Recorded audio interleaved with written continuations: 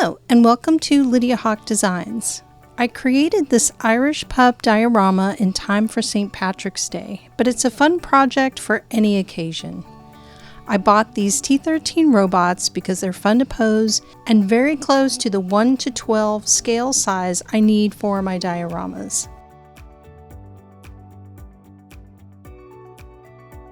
I use foam presentation board for my dioramas because it's easy to store, and I like having a lot of access for video and photography.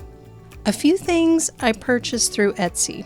The Shamrock Dreamcatcher was an Etsy find, as were the Celtic connector pendants I attached to a roll of chain I bought at the craft store and then pinned to the board. My stage is a floating shelf I bought at Dollar Tree.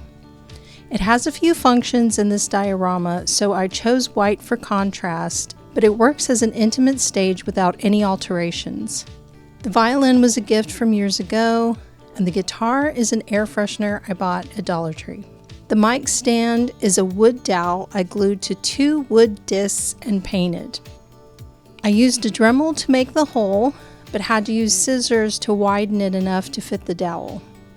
I painted it black, and the mic is made from clay I shaped, baked, and glued to the stand.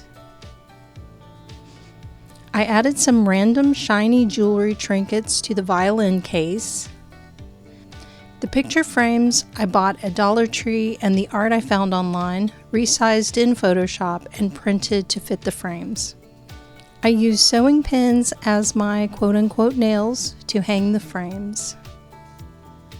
The bar is 2 Dollar Tree floating shelves stacked on top of each other. You have no idea how happy this made me. It looks so good. The bar back I made with wood blocks from the toy section at Dollar Tree and large popsicle sticks I also bought at Dollar Tree and cut down to size. With wood glue, I was able to construct this easily. Once dried, I painted it with 2 coats of paint I also bought at Dollar Tree. Because I don't have mirrors handy and I thought it might be distracting to photograph mirrors this large, I bought a cooking tin at Dollar Tree and cut out the right size and super glued it to the back of my bar back. I made the bottles using polymer clay in shades of brown, green, and purple. I just played until I captured a technique that looks like a bottle. The beers are polymer clay. These are trickier to make, and I have a tutorial illustrating my steps that I'll link to in the description, but you can play with the color for the foam. The fireplace is actually pretty detailed.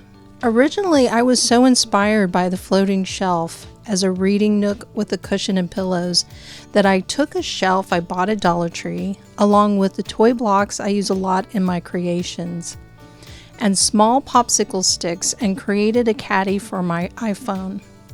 I wanted to capture some realism in my initial setup by staging my artist model as if in front of a window. In some shots it's raining outside, and some it's snowing. One is a spring day. The possibilities are practically endless when you can pull up random YouTube videos.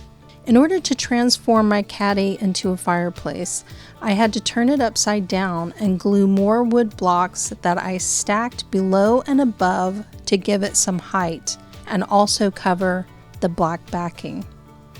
To me, it's a simple and elegant transition.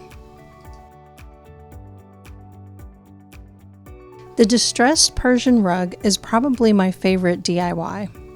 I watched several videos on how to make a rug using a printer and fabric, but it was the cotton canvas that finally proved sturdy enough for my heat transfer paper. I found the print I liked online, resized it in Photoshop, printed it on heat transfer paper, and then applied heat with an iron on white cotton canvas according to the instructions. Once peeled, it left a distressed print I am really crazy about.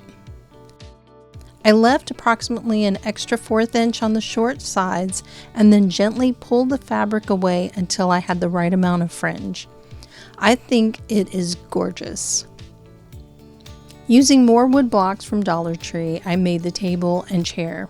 I had to position my robot and fiddle a bit to figure out how to put everything together without cutting the wood.